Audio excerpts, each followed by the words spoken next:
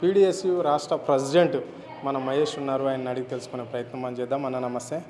నమస్తే అన్న చెప్పండి అన్న, ఎట్లా చూస్తారు మరి ఈ మూసి సుందరీకరణ పేరుతో ప్రజలందరినీ ఇక్కడ నుంచి బైండ్ ఓవర్ చేస్తూ ఇతర ప్రదేశాలకి వెళ్ళాలి అని చెప్పేసి కూడా రాష్ట్ర సర్కార్ నిర్ణయం తీసుకుంది. మరి దీని మీద మీ స్పందన ఏంటి? ఈ మూసీ నది మీద సుందరీకరణ పేరుతోని ఈరోజు పేద బడుగు బలైన వర్గాల ప్రజల్ని మొత్తం కూడా ఆ భూముల నుంచి ఆ మూసీ పరివాహక ప్రాంతంలో నిర్మించుకున్న ఇళ్ళని మొత్తం కూడా కూల్చేసి ఈరోజు వేరే దగ్గరికి పోవాలి అని ఈ రాష్ట్ర ప్రభుత్వం ఏదైతే చెప్తుందో దీన్ని మేము తీవ్రంగా ఖండిస్తూ ఉన్నాం. ఎందుకనంటే ఈ రాష్ట్ర ప్రభుత్వం అధికారంలోకి వచ్చేటప్పుడు అనేకమైన హామీలు ఇచ్చారు. ఆ హామీలన్నింటిని అమలు చేయకుండా ఎక్కడైతే వాళ్ళ కమిషన్లు కాంట్రాక్టులు దక్కుతాయో కమిషన్లు వస్తాయో వాటి మీద ప్రధానంగా కేంద్రీకరణ చేసి అటువంటి ప్రాజెక్టులు చేపడతా ఉన్నారు. గతంలో వీళ్ళే ఏం చెప్పారు, కాళేశ్వరం 1,00,000 కోట్ల ప్రాజెక్టు దానివల్ల ఉపయోగం లేదని చెప్పేసి మాట్లాడారు. కాళేశ్వరం 1,00,000 కోట్ల ప్రాజెక్టులు ఉపయోగం లేదని చెప్పి మాట్లాడినటువంటి ఈ సర్కారు 1,50,000 కోట్లతోని ఈరోజు ప్రాజెక్టు మొదలు పెడుతుంటే మరి అక్కడ కాళేశ్వరం ద్వారా అంత ఇంత నీళ్ళు వచ్చినాయి, కొన్ని భూములకైనా నీళ్ళు వచ్చినాయి. దీనివల్ల ఎటువంటి భూములకి నీళ్లు రావు. ఉన్నదాన్ని ఉన్న పేదవాళ్ళందరినీ కూడా తరలింపడం లేదా ఇళ్లను కూల్చేయడం, ఇటువంటి దానికి ఇన్ని కోట్ల రూపాయలు వెచ్చించడం అనేది తుగ్లక్ పాలనగా మనకు కనపడతా ఉంది. ఎందుకంటే భారతదేశం మొత్తం కూడా ఆర్థిక సంక్షోభంలో ఉంది. అట్లనే ప్రపంచం కూడా ఒక పక్క ఆర్థిక సంక్షోభం ఉంది. ఈ సంక్షోభాలన్నీ అంతో ఇంతో మన రాష్ట్ర ప్రభుత్వం మీద కూడా పడే అవకాశం ఉంది. ఆల్రెడీ పడుతున్నాయి. ఒకవైపు నిత్యావసర సరుకుల ధరలు పెరుగుతూ ఉన్నాయి, పెట్రోల్ డీజిల్ రేట్లు పెరుగుతూ ఉన్నాయి, ప్రజల జీవన ప్రమాణాలు తగ్గుతూ ఉంటే ఆ వైపుగా ప్రజల జీవన ప్రమాణాలని పెంచే విధంగా వాళ్ళకి ఇంత గుడ్డ దొరికే విధంగా ప్రభుత్వాల ఆలోచనలు వాళ్ళ చర్యలు ఉండాలి. కానీ ఉన్న కూడినే తీసేస్తామని చెప్పేసి ఈరోజు మాట్లాడుతున్న పరిస్థితిని మనం అర్థం చేసుకుంటే ఈ రాష్ట్ర ప్రభుత్వానికి పేద ప్రజల మధ్య కన్సర్న్ లేదు, ముఖ్యంగా ప్రేమ లేదు, వాళ్ళ పట్ల విద్వేషంతోనే ఉంది. ఎట్లనైనా చేసి వీళ్ళు ఉంటున్న భూమిని మొత్తం కూడా కూల్చేసి ఇళ్లను కూల్చేసి అక్కడి నుంచి వీళ్ళని ఖాళీ చేసేసి ప్రైవేట్ కంపెనీలకి, రియల్ ఎస్టేట్ కంపెనీలకి, కార్పొరేట్ కంపెనీలకు ఉపయోగపడడం కోసమే తన తాపత్రయంగా మనకు కనపడతా ఉంది. అంటే రేవంత్ రెడ్డి కూడా అన్నాడు మొన్న, ఇక్కడ ఉండే వాళ్ళు అంతా కొంచెం డబ్బున్న వాళ్ళే, వీళ్ళు ఓట్లు వేస్తే నేను గెలవలేదు, పేద ప్రజలు వేస్తే గెలిచిన, బస్తీ వాసులు వేస్తే గెలిచిన అన్నాడు. మరి బస్తీలను కూడా కూల్చే ప్రయత్నం చేస్తున్నాడా? ఓన్లీ లేకుంటే అక్కడ ఉండే లంగరౌజ్ ఏరియాలో ఉండే ఓన్లీ అపార్ట్మెంట్ ఏదో బాబుగట్టు పేరు మీద అది విగ్రహాన్ని పెడతాము అని చెప్పేసి ఆ అపార్ట్మెంట్ ఒకటినే కూల్చేస్తాడా? మొత్తం 240 కిలోమీటర్ల మూసీ నదిలో 58 కిలోమీటర్ల హైదరాబాద్లో ప్రవహిస్తుంది. ఆ 58 కిలోమీటర్ల ఆ పరివాహక ప్రాంతంలో మొత్తం ఉన్నది ఒక మధు పార్క్ అపార్ట్మెంట్లు అట్లాంటి వాళ్ళు తప్పితే మిగతా వాళ్ళంతా కూడా చాలా పేదవాళ్ళు. అసలు ఆ మురికి కూపంలాగా ఉన్నటువంటి మూసీ నది పక్కన ఎవరో రేవంత్ రెడ్డి తమ్ముడో, రేవంత్ రెడ్డి అన్ననో, లేకపోతే కాంగ్రెస్ పార్టీ సంబంధించిన మంత్రులు ఎమ్మెల్యేలు ఉండరు. ఆ మురికి కూపం పక్కన ఎవరు ఉంటారంటే పేద బడుగు బలైన వర్గాల వాళ్ళే. దేనికి వాళ్ళకి ఎటువంటి ఆసరా లేక ఆ పక్కన ఉంటున్నారు. అటువంటి వాళ్ళ మీద వీళ్ళ ప్రతాపం ఎందుకు అనేది మేము అడుగుతూ ఉన్నాం. ప్రధానంగా సుందరీకరణ కూడా ఎట్ట జరుగుతూ ఉంది.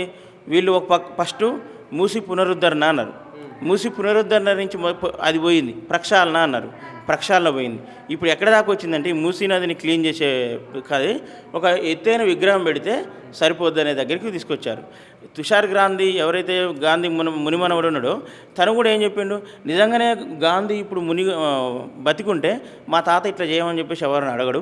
పేద బడుగు బలైన వర్గాల ఇళ్ళని మొత్తం కూల్చి నా విగ్రహం పెట్టమని చెప్పేసి ఆయన అడగడు. ఆయన ఆడంబరాలకు దూరం అని చెప్పేసి ఆయన మాట్లాడిండు. దాన్నైనా వీళ్ళు క్రైటీరియా తీసుకొని ఈ రాష్ట్ర ప్రభుత్వం రేపటి నుంచి మేము మూసీ రివర్ ఫ్రంట్కి సంబంధించినటువంటి డిపిఆర్ ఇస్తాము, లేకపోతే కార్యాచరణ మొదలు పెడతామని చెప్పేసి చెప్తా ఉన్నారు. ఇదే కనుక చేస్తే మాత్రం ఇప్పుడు వెలుగుమట్లలో ఎట్లయితే ఖమ్మంలో వెలుగుమట్లలో ఎట్లయితే ఫస్ట్ పేద ప్రజలు కాదన్నారు, తర్వాత వాళ్ళందరూ కూడా ఏం ఆర్టిస్టులు అన్నారు. మళ్ళీ నిన్ననే వాళ్ళే ఆ ప్రజలనే కొంతమంది తీసుకొచ్చి పట్టాలు ఇచ్చారు. అంటే రెండు వైపుగా మనం అర్థం చేసుకోవచ్చు దీన్ని. ఫస్ట్ వాళ్ళందరూ కూడా అక్కడ వాళ్ళు కాదన్నారు, మళ్ళీ వాళ్ళే పట్టాలు ఇచ్చారు వెలుగుమట్లలో.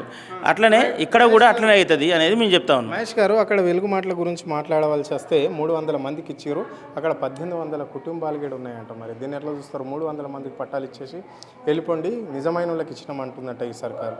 మరి ఇది వాస్తవమేనా? నిజమేనా? వీళ్ళంతా ఫేకేనా? ఇది ప్రజల పాక్షికంగా విజయం సాధించారు అక్కడ మనం చెప్పుకోవచ్చు. కాకపోతే ఒక రకంగా ఇంకో రకంగా అర్థం చేసుకుంటే ఏంటంటే పోరాడుతున్న ప్రజల మధ్య డివిజన్ తీసుకురావడం. పోరాడుతున్న ప్రజలు ఐక్యంగా పోరాడుతున్నారు. కాంగ్రెస్ పార్టీకి వ్యతిరేకంగా అక్కడే మాకు ఇల్లు రావాలని చెప్పేసి పోరాడుతున్న ప్రజల్లో కొంతమందికి పట్టాలు ఇస్తే ఏమైపోద్ది, ఆ ఉద్యమం మొత్తం కూడా డైల్యూట్ అవుతుంది. ఆ ఉద్యమం వెనకపోయే ప్రమాదం ఉంటుంది. అందుకే ప్రజా సంఘాలుగా, పీడీఎస్ విద్యాసంఘంగా, కమ్యూనిస్ట్ పార్టీలుగా మేము ఏం చెప్తా ఉన్నామనంటే అందరికీ ఇవ్వండి. అక్కడ ఉన్న వాళ్ళందరూ కూడా పేద వర్గాల వాళ్ళు. అక్కడ 64 ఎకరాల భూమిలో, మొత్తం భూదాన్ భూమిలో పేద వర్గాల వాళ్ళే ఇల్లు కట్టుకున్నారు.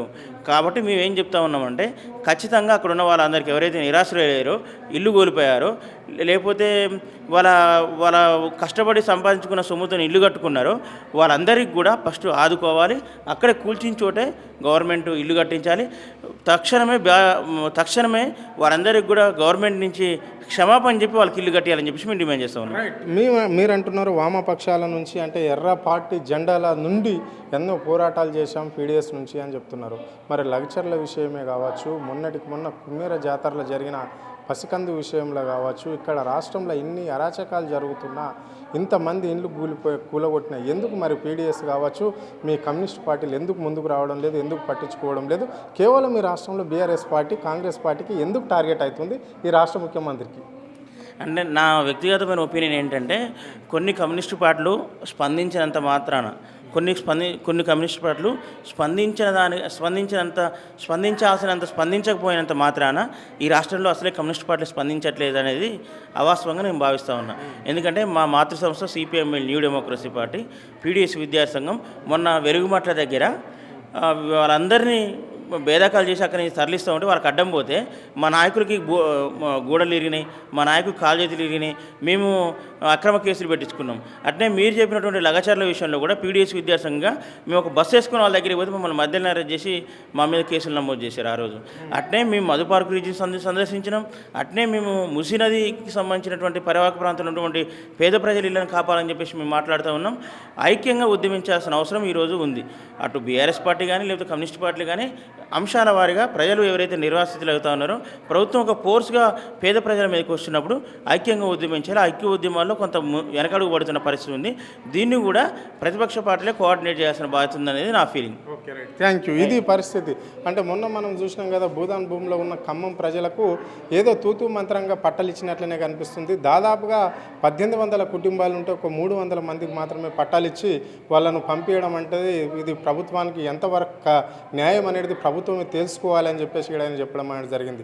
ఇప్పుడు ప్రతి ఉద్యమంలో ఎక్కడైతే ప్రజలకు అన్యాయం జరుగుతుందో అక్కడ పీడిఎస్ కానీ వామపక్షాలు కానీ తప్పకుండా మేము పాల్గొనే వైపే ఏ పార్టీ అయితే ఇక్కడ ఈ రాష్ట్రంలో పేద ప్రజలకు సపోర్ట్ చేస్తుందో ఆ సపోర్ట్లో మాది కూడా భాగంగా మేము ఉండడానికి సిద్ధంగా ఉన్నామని చెప్పేసి కూడా పీడిఎస్ రాష్ట్ర నాయకుడు మహేష్ స్పష్టంగా చెప్పడం అనేది జరిగింది. అని మూసి పక్షాలను ఇక్కడ ఈ రాష్ట్రంలో కావాలి అనుకుంటే బుల్డోజర్లకు అడ్డం పడైనా కానీ ఇక్కడ దీన్ని ఆపే ప్రయత్నమే చేస్తాము అని చెప్పేసి రేవంత్ రెడ్డి ఎంతమంది పైన ఎక్కిస్తాడో చూస్తాము అని చెప్పేసి కూడా ఆయన చెప్పడం అనేది అయితే జరిగింది. కెమెరా పర్సన్ కళ్యాణ్తో అరుణ్, ఆద్య టీవీ, హైదరాబాద్.